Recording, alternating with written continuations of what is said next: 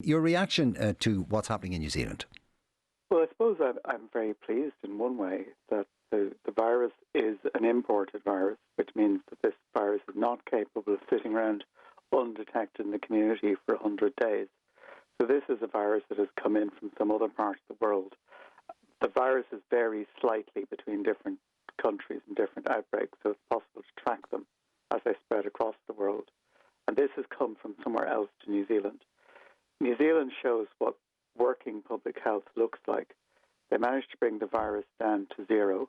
They kept it there. They've had an outbreak, and they've now had to close down one city. But the rest of the country is still largely open. So that's really the desired state, because the virus is going to be around the world for some time to come, whatever we do in our own countries. And we have to show that we can cope if it's re-imported, and New Zealand has shown us the way to do this. My initial reaction was, because they were being held up as the gold standard, was, they had a system failure. Something happened, possibly easing, possibly people taking their foot off the gas, getting a little laxer as a result of the easing of lockdown.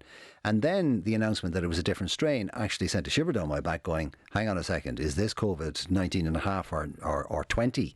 The way we get flus that mutate and all the rest of it.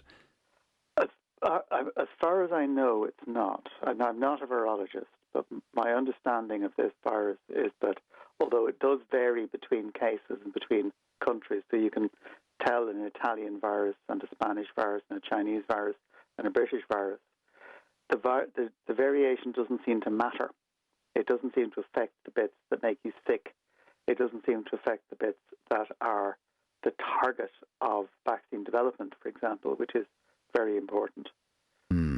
So I'm not too worried. Okay. Ardern has said that the genomic sequence of the virus in the current outbreak is not the same as sequences of previous outbreaks, and it suggests that this is not a case of the virus being dormant or of a burning ember in our community. It appears to be new to New Zealand, and as you said, they do have a genomic signatures, and I think this has been traced to either the UK or Australia.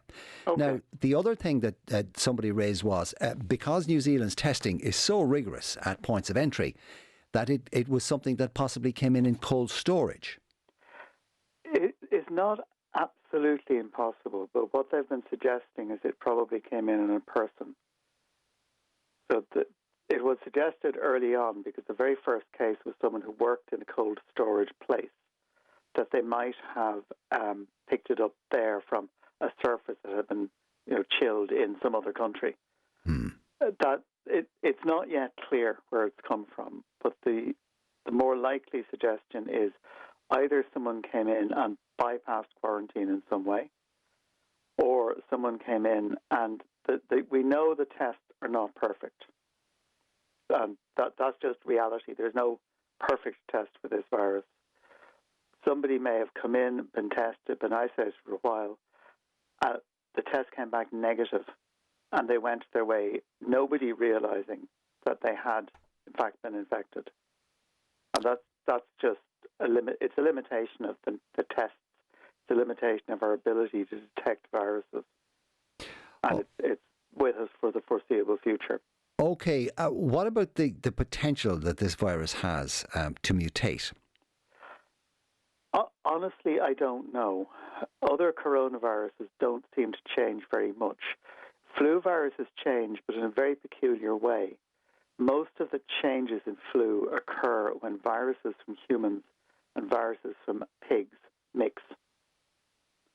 And the flu has a couple of things on its surface which change. These are the H's and the N's.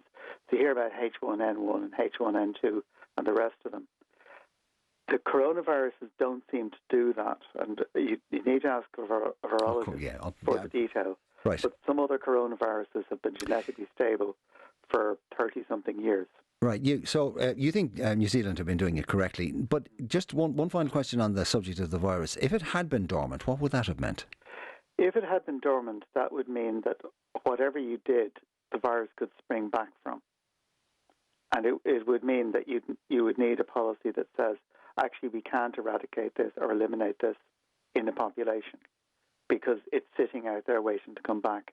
it looks as if we didn't think that was the case, and the New Zealand data suggests that it isn't the case, that we can control this virus, we can bring it down to zero. It can be re-imported, as New Zealand, I think, are suggesting, and then we deal with that. Public health's job, among other things, is precisely to deal with imported infections.